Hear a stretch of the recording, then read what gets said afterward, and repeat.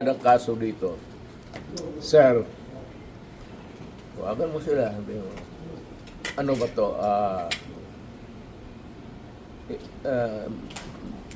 May bariyan kasi. Pero kung sasama ako sa iyo, huwag kang magtingin dyan, sasama ako sa iyo. Yes, sir. Thank you, sir. Total, Maraming salamat, sir. nandito naman tayo sa government facility. Yes. So, escape is not a problem. Impossible dream. Thank you, sir. O ka naman apurado, ang akin lang, I might not have the chance anymore to lecture on you na the serious implications nito. We have withdrawn and then you would allow it to be brought to a body of which we are no longer a member. Isa yan. Kaya sabihin mo din sa sabi ni Mayor, kindly ponder on this development. Bak, Sir.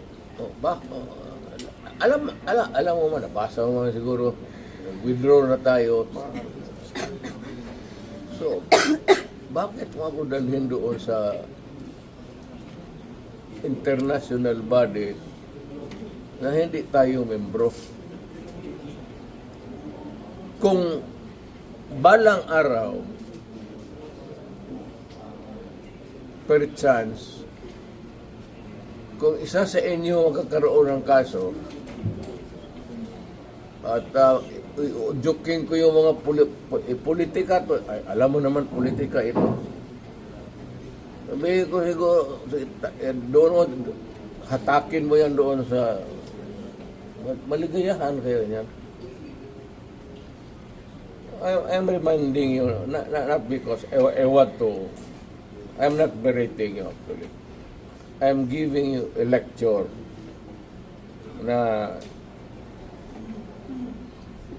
ponder on it seriously because magkakaroon ito ng implication.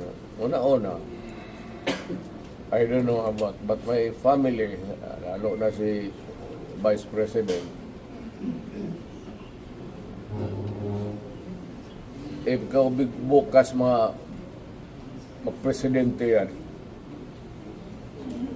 waswasa yung lahat dito. Or, on a longer term, kung tatakbo yan, mananalo yan. Dahil nga sa ginawa ninyo tuloy, ano.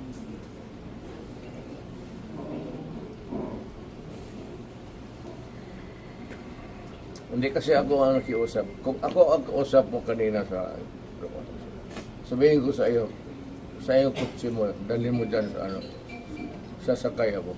Yes, sir. Thank you, sir. And then, sir, may bus tayo, sir, sa labas. Kasama, sir, ang family mo, sir. Hindi ko na, wala na. Iwan ko na. You can have a choice of 3 other companions, sir, please. Wala. Abogado siguro. Yes, sir. Wala man kayong ano.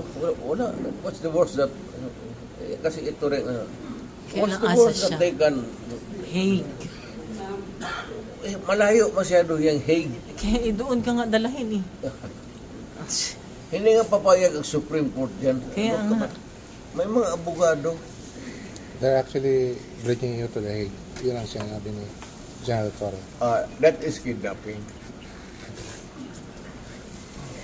That is kidnapping. Kidnapping. Kidnapping. Would you just answer that, Mr. President, on the proper forum? Andito naman mga abogado niyo. Okay na siguro. Kaya nga, but sabihin mo yung ICC is out of the question. Yes, sir. Dito tayo mag ano, prosecute niyo ako, i-detain mo ako, pakainin mo lang ako, patulogin mo ako.